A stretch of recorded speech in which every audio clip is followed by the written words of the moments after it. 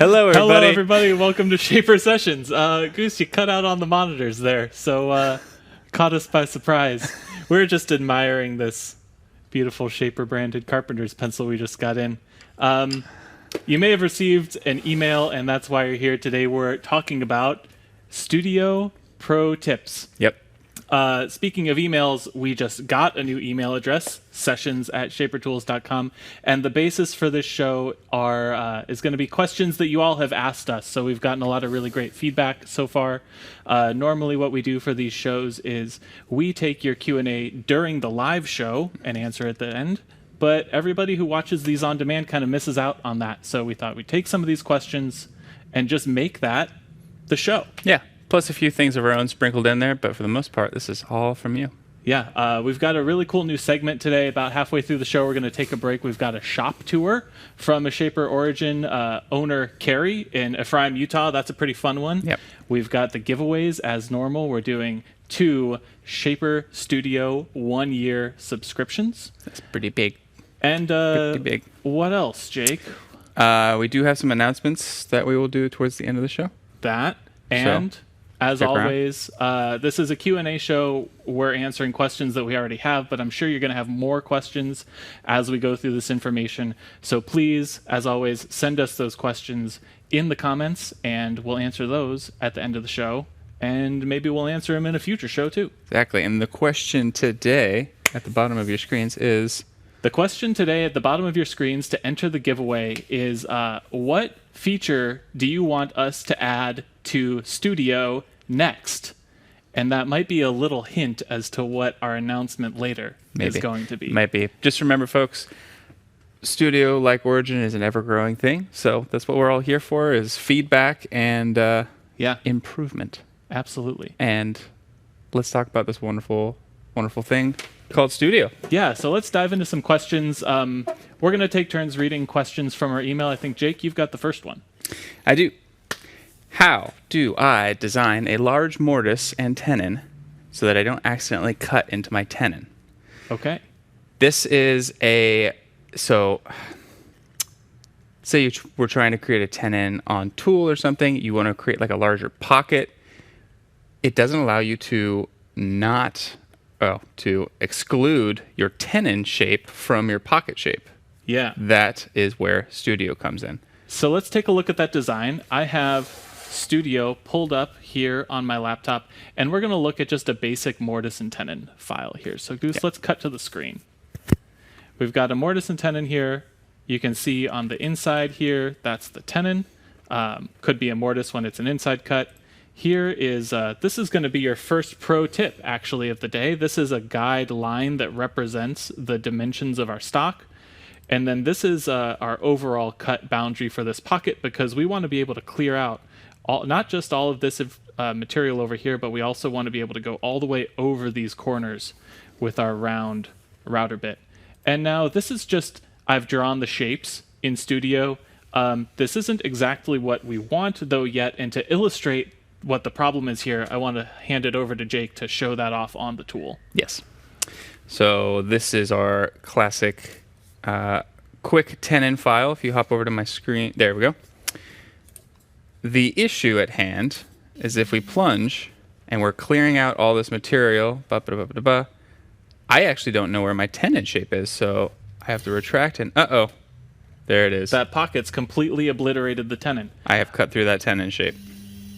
So the point of this exercise is to exclude that from our pocket so we don't accidentally do this. All right, now let's see how we do this in Studio. Let's cut back to that Studio screen. So this feature is called Shapeshifter. And what I'm going to do here is just select all and click this button down here, Shapeshifter. This is a way to add and subtract shapes from each other. And what I want to do for that pocket is exclude that tenon shape. By clicking here, you can combine portions that are outlined as you wish. And so I'm going to combine these two portions here to make that pocket. I'm going to keep my existing shapes on this one And I'll show you what that does. Let's make that shape here for starters. So now you can see that that blue highlighted area, that's that pocket with the tenon excluded. Pretty handy. It's kept the rest of those shapes that I've used. And if I click again, that's going to select that overall, that overall shape. And I'm going to delete that original big rectangle. So now all that's left is that nice pocket with the tenon excluded. We've got that guideline, and then we've got the tenon itself. And now if we go over into plan mode, we can set those cut types. We've got the outside cut for the tenon. We're going to change this pocket shape to a pocket cut, so you can see that pocket is excluding the tenon now. And I'm going to change this guide shape to a guide line. And when we review that, that sure looks like a mortise or a tenon to me. And Jake, let's see what that looks like on tool. All right. Import. Grab that newly updated file. And that looks gorgeous. I'm going to do two things real quick. I'm going to get rid of the old one. Clear my cut history and grab that again. Using that top left anchor. And there we go. I'm placing it at negative 1/4 inch by 1/4 inch because of that pocket is a 1/4 inch bigger than our entire shape. And the additional pro tip of adding in that blue guide, like you were talking about, is more of a sanity check too. It helps to be able to see where that blue line is falling, just so you know that your material is sized correctly. Now, before we get to cutting, this segues into another question that we've got. I have a question here from a reader. It's nice that you can enter depths in Studio, but will these ever be imported to Origin? Manually entering the wrong depth is one of my biggest sources of error. Absolutely. Now, I didn't encode the depths quite yet, so we're going to have to go back and add those in. If we pop over to the Studio screen here, this is back in plan mode. You can see this depth setting over here. Now, for a while, it was kind of unclear. You know, you put depths in here, and it helps you envision what things are going to look like in review mode. But how is that really relevant to actually cutting with Origin? Well, in our latest software update, Jenner... It was a setup. Yeah, it was a setup. In our latest software update, Jenner, we added encoded depths, and we also have this new paid extension AutoPass, which really speeds up and adds efficiency to your cut process. Those both run on encoded depths, which you can set in Studio. Yep. So let's add some now. Cool. So here, for this tenon, the material is 5/8 of an inch thick, so we're going to go to 0.625 inches depth there on that pocket, and then also for this outside cut, we'll do 0.625 inches there. Let's see how that looks in review mode. Everything is nice and flush with itself, and let's re-import this file into Origin, Jake, and see how it looks. Bingo. And remove. Import. Love how fast that updates. Again, grabbing that top left anchor point and 1/4 inch by 1/4 inch. Now, if I hop into cut mode, I have a little indication up here in the corner, and it's going to tell me what the preset encoded depth is. How cool is that? And if I decide, if I don't even look at that, I'm going rogue here, it's going to warn me that I am going over my encoded depth. So instead, 0.625, we get that nice green check mark. We're good to go. So that's what that question's all about. Manually entering the wrong depth is one of my biggest sources of error. And I do it all the time, too, myself. Exactly. So one more question, Jake. Yes. Before we get to cutting. Fine. Well, I left my laptop in the office. You know, hypothetically. Yes. I left my laptop in the office. How do I update that without having to trudge back to my desk? Works on all mobile devices, anything with an internet connection. However, it's a slightly different process. And one of the questions was, how do I select multiple things on my phone to do Shapeshifter? And I'm going to take a second here to show you. So go to Shape Studio. All right. Hopefully that is relatively clear. clear as mud. So there's my shape. Now, the trick, I'm working on an iPhone right here, but the trick is to click and hold for about a 2 count and drag that finger over. If you try to just click and drag, you're going to move everything around. So that click, 1, 2, drag. Beautiful. That is how you select multiple, and from there, we can hop into shape shifting away. Nice. Okay, Jake, I won't hold you up from cutting any longer. I All know you're right. excited to cut this one. How do you work this newfangled thing? All right. I'm going to cut this tenon.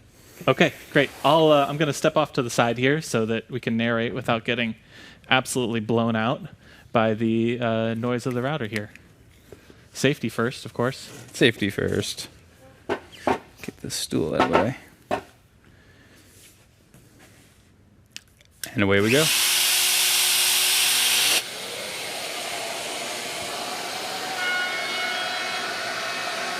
So in pocketing mode here, what's happening is Origin is basically working like your standard plunge router. It's plunging to a depth, and that spindle stays fixed right at the center of the corrective range. So you can see as Jake's moving around this pocket, he's just clearing out that material. And then when he gets to the boundary, that's when that corrective range kicks in and prevents you from overshooting the boundary. And what this does is it makes it really easy to rough out big areas like this. So we've got this nice medium-sized tenon in the middle of this panel. And if we were doing outside cuts here, you'd have to do quite a lot of offsets on that outer template of the tenon. But with pocketing here, you can clear out a lot more of that area in just one operation a lot more efficiently. There is some overlap now with AutoPass, which we showed off in the last show that we did. I really encourage everyone to go back and watch that, where with AutoPass and some of the larger router bits that we now stock in our accessories store, you can really clear out quite a lot of this area with just one offset pass and AutoPass, or using AutoPass and multiple offsets to bump that around. But this tenon has quite a lot of clear space here, so we chose to go with the pocketing method for this show. So going in 2 depths and using that encoded depth, Jake was able to know, hey, without really having to think about it, I'm going right up to that 0.625 inches. To update to Jenner, for anyone who hasn't, you'll come up with a blue dot on your settings icon at the upper right of your Origin screen. Make sure to press that, and that'll prompt you to seamlessly update over Wi-Fi. It's really quick and easy.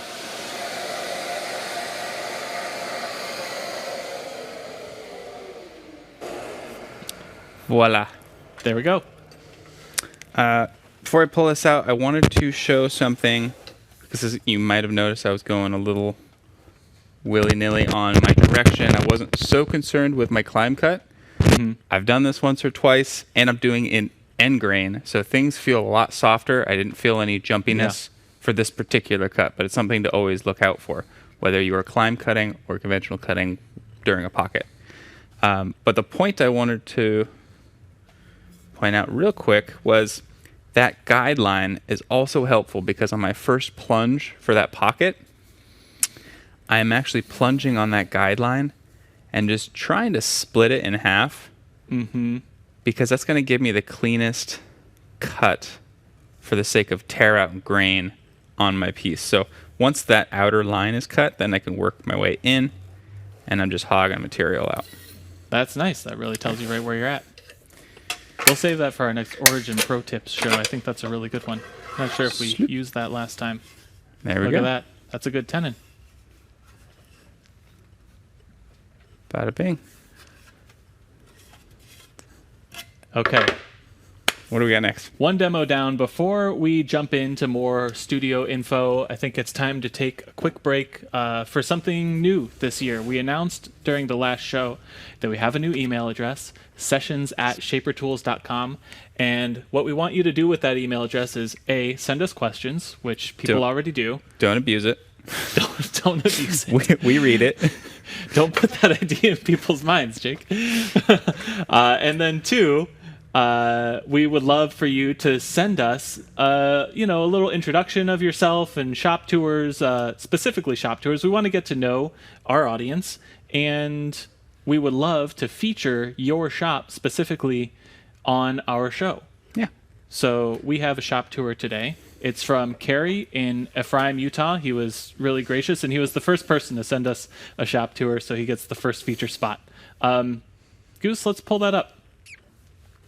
Kerry has, go ahead and hit play on that. Kerry's from Ephraim, Utah. He made a note that he's built some cedar chests, display boxes, tambour. I like that he put the shop dimensions on that sign. I think that this shop is much more compact than ours here at HQ, obviously, but probably much better organized. Oh, can we just talk about how cool that shopsmith is? I know. I've seen those, and I've never played with one, but I really, really want to. When I was in college, I thought the best idea for my little apartment would be to get a shopsmith, but never pulled the trigger. Do they have a lathe attachment? Yes. Jake's a lathe man through and through. I love that little wall heater. Definitely Utah life. And then this whole router setup is ingenious to me. It's both a router table and kind of a multi-height origin setup. And you can see permanent tracks on each side there with clamps to hold down working material. So I think that's really great. Super cool space. Right on. Thank you Super so cool much for space. sending that to us, Kerry. The whole idea is so that we can see your space and so we can share it with our community here.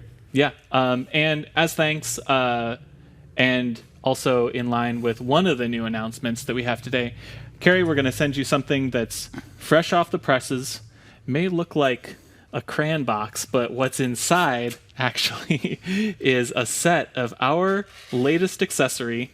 This is a pack of 5 polished brass barbells. So let's show this off on the Origin cam. Bam. Now, you may be familiar with the Shaper Hub hardware catalog. It's where we keep digital templates for all kinds of cool hardware that we find out in the world. We put the template for these hardware pieces out on the Shaper Hub hardware catalog, and these will be available for sale starting tomorrow. So it couldn't be any easier to install a nice little tasteful barbell in, whatever thing you're working on that has a split in it. They're so pretty too. I don't think I've seen anything this well polished in my life. Like, something about the depth of it. I know we work with Brusso stuff a lot, not to throw shade or anything, but something about the depth of this polish just really That's great. sets me off. One other new product. You've seen this guy before. This is our plate accessories mini sustainer. And this one does have the plate accessories in it, but a new thing starting tomorrow, we're going to be selling blank mini sustainers similar to our Sys1 for you to customize for your own custom toolboxes. So it'll have a little foam insert there, just like the Sys1, so you can cut right into it. And who knows, maybe we'll do one of those soon. Yeah, keep your collets in there, keep your router bits in there, keep your wrenches in there, that kind of stuff. It's pretty fun. And it's a nice little project on its own. Yeah.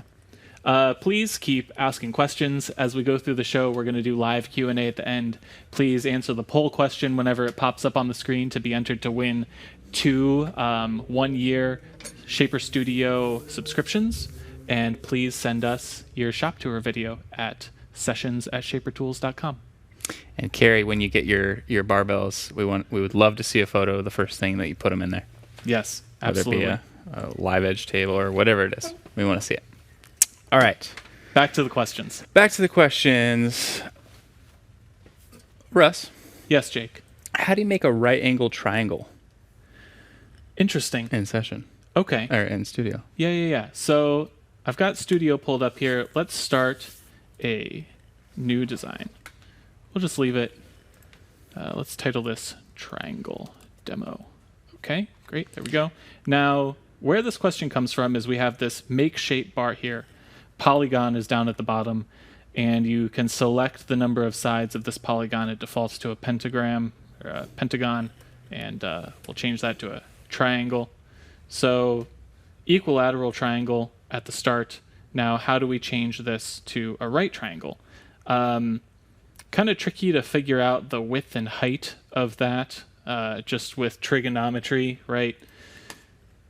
Easier way to do it is with shapeshifter. So now if I bring a square in here, it'll snap right to the center. I can select both of those with shapeshifter and keep, it could be one or it could be the other.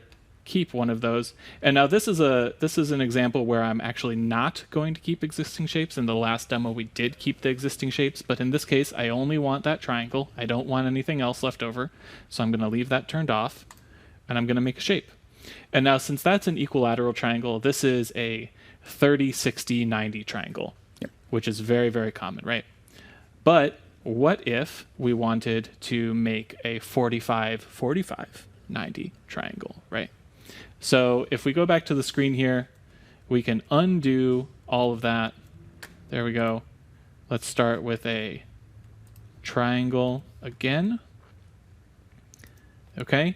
And to make a right triangle, the width, the basis of this is the width is 2 times the height. And I have to unlink that. The width is 2 times the height. There we go. Because we want that triangle to be able to be split in half. Now if I add that rectangle here, okay, and shapeshift the whole thing, I've got that 45, 45, 90 triangle. If I wanted it to face a different way, I could rotate this, I think 135 degrees, that'll make that flat. I could rotate that back to 0, I could rotate it negative 90 to face the other way. You can rotate it any old way you want. And you could do the same with that 30, 60, 90 triangle. The one thing that you do want to turn on now is the linking of the width and height, because now if I change that width to 2 inches, the whole thing goes with it. If that's unlinked and I change that back to 1 inch, that turns into a different triangle completely again. So that's triangles, and that's the power of shapeshifter. Yeah. Keep in mind that shape too, that 45-degree triangle, is an important element later on that we'll want to save. Absolutely. Question that I had. Yeah. How do you find other shapes that we might not have in the basic shape builder, right? Yes, of course. You can always open the Find Art section and type in what you're looking for. For example, trapezoid. So something that has... trapezoid? Is that your challenge? That's the challenge. Let's find a trapezoid. Okay, so back to the screen, please. Let's see if we can find a good one. Trapezoid. This is like a spelling test, I was gonna say. too. But anyway, there we go. There's quite a few trapezoids. I'm going to pick one with the... with what doesn't appear to be any kind of double lines. So that's a nice trapezoid right there. That's great. And again, we can scale this linked or we can scale it unlinked. So maybe I want this to be, not 10, 1 inch tall. Yep. Maybe I want this to be a little bit wider. There we go. So there's your trapezoid, and you have a whole host of options in that Find Art. You also could make your own, again, with shapeshifter, a rectangle and 2 triangles. But sometimes you just want any old trapezoid, and it doesn't have to be that specific. Right, rectangle. I was thinking hexagon, cut in half. There you go. Yeah. There's a million ways to make a trapezoid, folks. Million ways. We'll do a whole show next week on making trapezoids in Shaper Studio. All right. That's a nail biter. Speaking of making all these shapes, again, I was kind of talking about them being elements, like building blocks on top of one another, especially when you're talking about things like the French cleat system. That 45-degree triangle is going to be a really important element in your design toolbox to use. So how would I save those, and how would I go about that? Yeah. Okay, that's great. If you want to save smaller elements like this, obviously we've named this Triangle Demo. I'm going to start a new design here. So Triangle Demo has gone away. We'll call this Import Demo. Now, one of the coolest things to me about Shaper Studio is that you can import and remix files from all over ShaperHub and the whole internet, basically, as long as you download them to your computer first. So what we're going to do is import that triangle folder or that file into this workspace, and then we'll do a little bit more of a complex example, okay? So let's go back to the screen here. The way this works is I'm going to click this import button right here. I'm going to go to My Files, and I can import triangle demo into my import demo.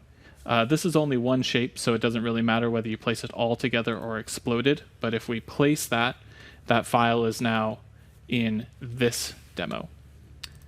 Now let's try something else here. Let's open a different recent folder or a different file and show you something a little more powerful. This is a Sys1 sustainer that I customized, so bigger than the mini sustainer. I put my hand planes in here.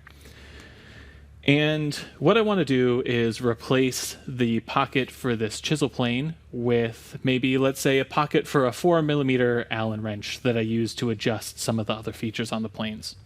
So what I'm going to do is do that same import trick. So let's hop back to the screen here. I can just delete that. Again, file import, my files, and over here in Sys1 foam insert individual parts.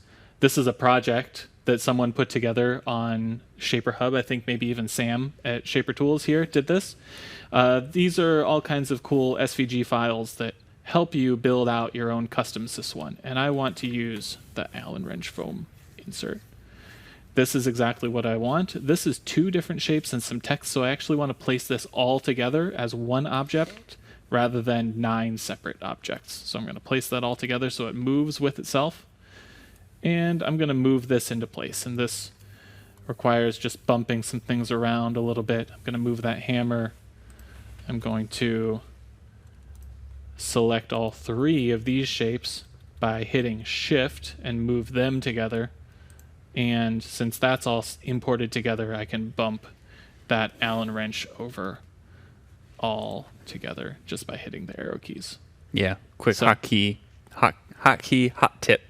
Yeah, Arrow keys is a nudge, a very small movement. Instead of dragging your objects around using the mouse, if you just want to micro move, use that arrow key. Mm-hmm. Now, this is the coolest thing. This is our new studio feature for the day. And note, this is not public yet. This is a Shaper Sessions only sneak preview, but it will be out, we'll just say very, very soon. Yes. I'm going to show you something that you all have been asking for. Speaking of duplicating files, importing them, remixing, that sort of thing. So let's pop over to Studio here. Note, again, you're not going to see this on your own Shaper Studio subscription yet. This is internal only for now, but it's coming soon. We're going to pop into the main menu here, and we've got duplicate design. We have had a lot of people asking for a save as feature, and this is our take on save as. You can duplicate that design, rename it, and then when you edit something somewhere, you can kind of branch off your designs into a bunch of different options, right? So I'm going to duplicate this design. Okay, there we go. Rename it. So I'm going to rename this Sys1 wrench because I've added a wrench to it. Done. Okay. So now you can pan over. You can see this is my Sys1 design with the wrench included. Now if I go back to open recent, now I have 2 different versions of this file. I have Sys1 and Sys1 wrench.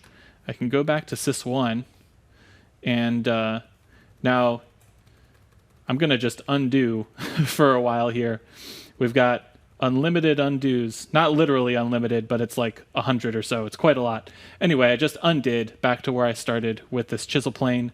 And now I've got my Sys1, which is exactly how it was. I probably should have saved as before if I weren't trying to be dramatic about it. Just saved as and then added the wrench. But we've got Sys1 now with the chisel plane, and we've got Sys1 wrench with that 4mm Allen key which is really, really cool. I love it. So now you can branch your designs off at your leisure. Start versioning. Versioning. Yeah. What's the joke about designers? This one is Rev 4.4a, final, really final this time. Yes. That's our version of versioning here at the Shaper Shop. Yeah, so that's duplicate. And then, of course, also one last thing. Don't forget that you can also duplicate individual elements on your canvas by selecting them and duplicating. You can also select, multiple and duplicate those and drag them around. Okay. Cool. That was a long one. Yes. That's okay. This pro tips. Again, hopefully we're getting some good questions in the Q&A. We're almost there. But I would like to talk a little bit about the difference between Studio Light, and that kind of thing. Yeah, I see our last question here is, what's the difference between Studio and Studio Light? Studio is our fully featured version of Shaper Studio. Studio Light is a little bit pared back. It's free, but also everyone has access to a free 14-day trial of Shaper Studio Full, or just Shaper Studio, if you will. Yeah. So we encourage you to please check it out yourself. 14-day free trial. You don't have to input any credit card information or anything. We really just want you to try it and see how it works for you. And whether you love it or anything, just send us your feedback. We love appreciation. We love constructive criticism, all that stuff. Send it our way. We'll see you next time. Bye.